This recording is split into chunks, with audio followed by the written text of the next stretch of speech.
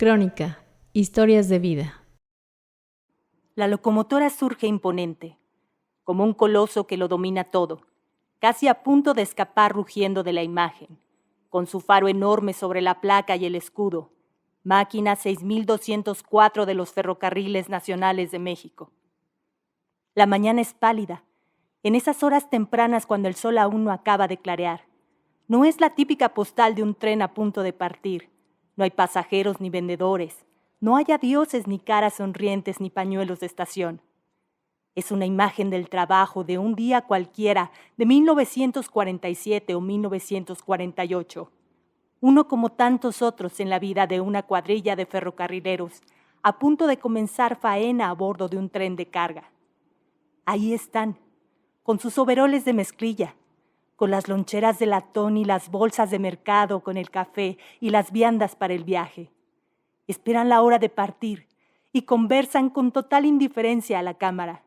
Solo uno de ellos sonríe y posa de manera sencilla, con una felicidad discreta y humilde por ser retratado. En la diestra sostiene la lonchera y con la zurda toma de la mano a un niño, su hijo, quien esa mañana, como suele hacerlo, le ha acompañado a la estación para despedirlo. El chiquillo, a lo sumo de unos 8 años, parece molesto, encamorrado, seguramente porque lo arrancaron de la cama, con el entrecejo fruncido y rehuyendo al fotógrafo.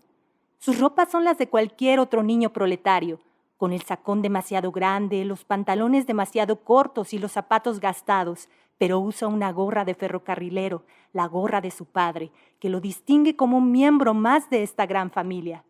Ese niño ceñudo se llama Jaime.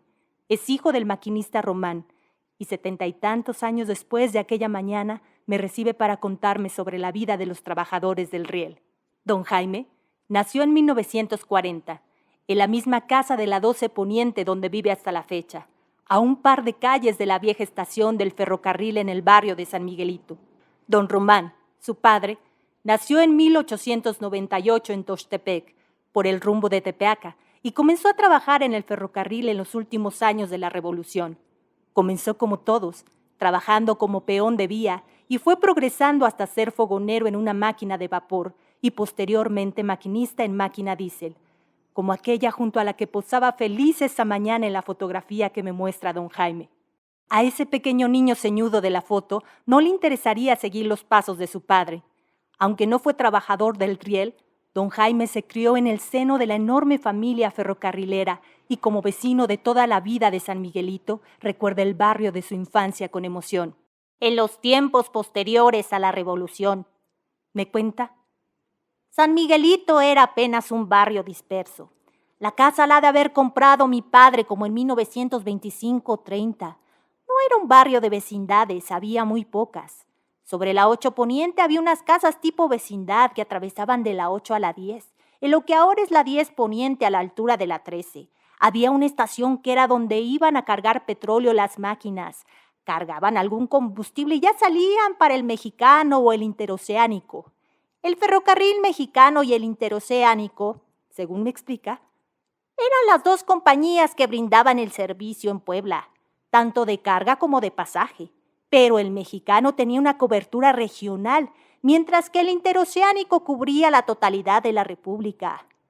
Don Román, mi padre, trabajó más de 40 años en esta última, sobre la 6 Poniente entre 11 y 13, en lo que ahora es el mercado de sabores. Había un área que le llamaban la Casa Redonda.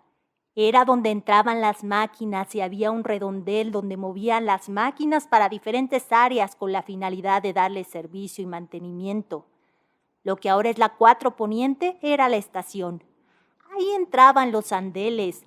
Había 4 andeles y toda la 4 casi hasta la 19 era donde entraban las máquinas. Entraban toda la 13, entraban a la 6 Poniente y daban la vuelta para tomar la 4 y ya venían de vuelta con los vagones para que bajara el pasaje. En la 19 Norte, entre la 19 y la 21, había un hospital del ferrocarril y en lo que ahora es la diagonal salía el tren para Mozoc. Cuando pasaba uno por el Puente Negro, sabía uno que ya iba de salida. Don Jaime echa a andar la memoria para buscar las impresiones que tenía de niño sobre el oficio de don Román. Le gustaba subir a la locomotora, y en varias ocasiones acompañó a su padre en los viajes a Oriental, a Veracruz y a otros sitios, así que pudo vivir la experiencia de ir frente de la bestia. Era un trabajo duro y mal pagado. Yo lo que recuerdo del trabajo de mi padre es la tensión y la vibración de ir en la máquina. Recuerdo a mi padre aferrado a los controles y soportando la vibración tremenda de la máquina y el ruido atronador que impedía escuchar al que hablaba junto a uno. Y el clima, si llovía o si hacía aire, cómo golpeaba en la cara. Y en la diésel no, pero en las de vapor sí estaba duro. Me acuerdo nomás de la vibración que había. Había que tener mucho temple. Recuerdo también que cada quincena, cuando mi padre cobraba su raya, me traía la Flor de Puebla, la panadería de los Portales a traer pan, un bolsón de pan, y era un día fabuloso. Me daban entonces 2 pesos o algo así, pero para mí ya era toda una lana. Uno era del proletariado. Aunque era un trabajo mal pagado, el padre de Jaime percibía de los mejores salarios por ser maquinista. El ferrocarril en un viaje común, según me explica, ocupaba a los hombres por cuadrillas de 6 o 7. El maquinista era el líder de la cuadrilla y quien tenía el control de la máquina. El fogonero alimentaba la caldera. Los garroteros hacían trabajos mecánicos y cambiaban vías. El auditor se encargaba del boletaje y el conductor tenía a su cargo toda la documentación. Enfrente de la casa aún vive un llamador. Su hermano era garrotero y a media cuadra había un señor de apellido Lozano, que era conductor. Ellos eran del equipo de mi papá y salvo don Juanito, ya se murieron todos. La mayoría de los vecinos trabajaban en el ferrocarril. Se podría decir que los que vivíamos en el barrio éramos de una clase media trabajadora. Los más amolados vivían hacia el norte, por la termoeléctrica, en partes del barrio de Santiago y en las zonas de San Matías. Eran gente más humilde, como los ayudantes de los talleres o los peones de vía. La paga era modesta y el trabajo no estaba exento de riesgos. Don Román tuvo un fuerte accidente en Veracruz, en la entrada de la estación del puerto. No habían quitado una máquina de la vía. Entonces mi padre entró e impactó con ella. Fue culpa de los otros porque mi papá tenía preferencia para entrar. Fue un accidente feo, hasta hubo un muerto. Iba un garrotero y no sé quién más, y uno se mató. Todavía me acuerdo, yo estaba chamaco en la prepa. Como alguien falleció, a mi papá le siguieron el trámite judicial y todo, pero ellos no tenían culpa porque les atravesaron la otra máquina. Ahí creo que fue cuando me adentré en el derecho, porque antes de estudiar derecho me gustó mucho la astronomía y la ufología.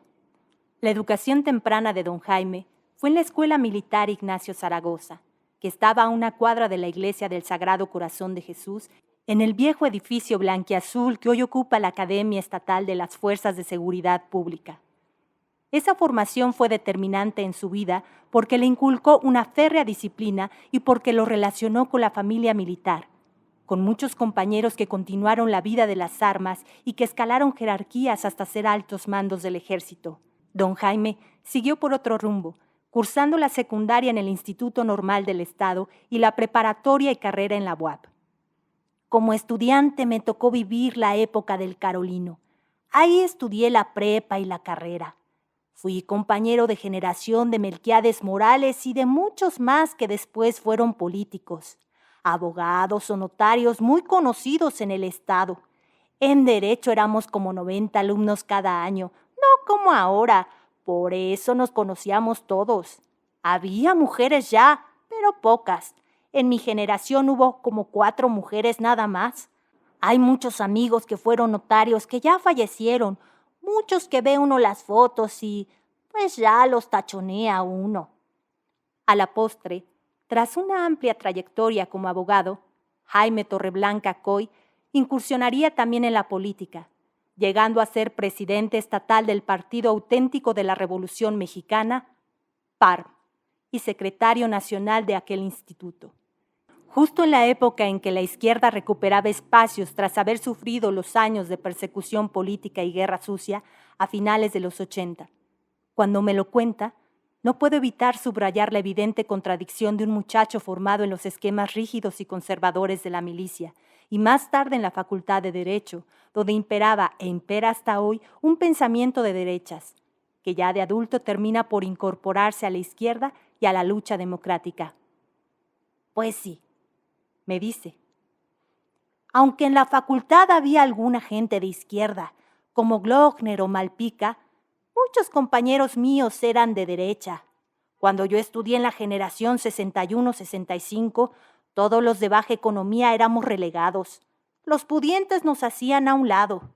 En esos años habían muchos juniors, abiertamente de derecha, y ya empezaban a agruparse como FUAS, Frente Universitario Anticomunista. Eran los tipos de dinero, con recursos de la familia y eso, que más tarde fundarían la UPAEP. Pero la clase humilde tiene que luchar con los de nuestra condición. Los FUAS eran los juniors de gente que tenían recursos, y uno para poder vivir tenía que trabajar. El licenciado Jaime Torreblanca nunca salió del barrio, y el barrio nunca salió de él. Pudo no haber trabajado en el ferrocarril, pero nunca renegó de su linaje ni del ferrocarrilero que lleva adentro, como casi todos los viejos vecinos de San Miguelito. Aunque muchos se han marchado ya, perdiéndose por ese sendero solitario de rieles y durmientes, su memoria persevera en hombres como este, que un día fueron niños ceñudos caminando entre los trenes, de la mano callosa y dura de un fogonero, de un peón o de un maquinista feliz y orgulloso de su oficio.